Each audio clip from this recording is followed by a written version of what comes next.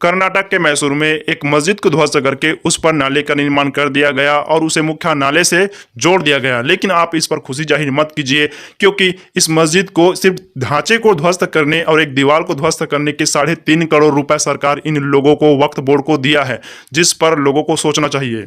काफी लंबे समय की कानूनी लड़ाई के बाद कर्नाटक के मैसूर में इरविन रोड पर स्थित एक मस्जिद को ढहा दिया गया।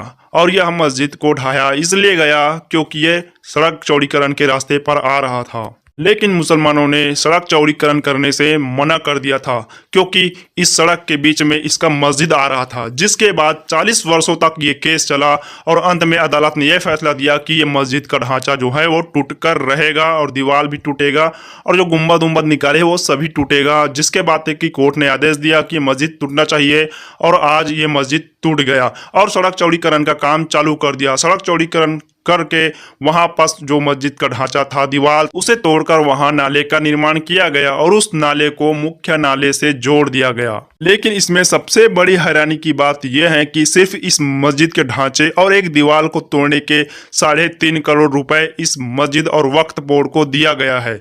इसीलिए दिया गया ताकि ये दोबारा मस्जिद बना सके और अधिक से अधिक हिंदुओं को कन्वर्ट कर सके। एक तो ऊपर से सरकारी जमीन पर मस्जिद बनाया गया और अलग से जब यह तोड़ने के बारी आया तब इसे न्यायालय के द्वारा 3.5 करोड़ रुपए मुआवजे के तौर पर दिया जाता है। आखिर क्या जरूरत है जब सड़क पर बनाया हुआ मस्जिद को मुआवजे देने का? मैं सरकार और अदालत से पूछना चाहता हूं कि क्या यह जमीन पर कानूनी रूप से मस्जिद है?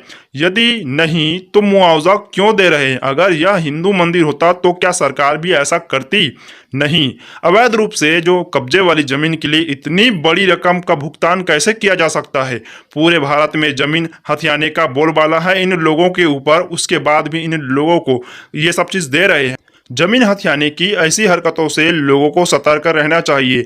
यहाँ तक कि पूरे रेलवे रोड पर कई अतिक्रमण देखे जा चुके हैं, जिसे आप देख सकते हो। सबको साफ किया जाना बहुत जरूरी है। सभी को जमीन हथियाने से रोकने के लिए लोगों को नजर रखने की जरूरत है। यदि भूमि हड़प ली जाती है तो इतने लंबे समय तक परेशानी पैदा करने के लिए भारी जुर्माना लगाया जाना चाहिए।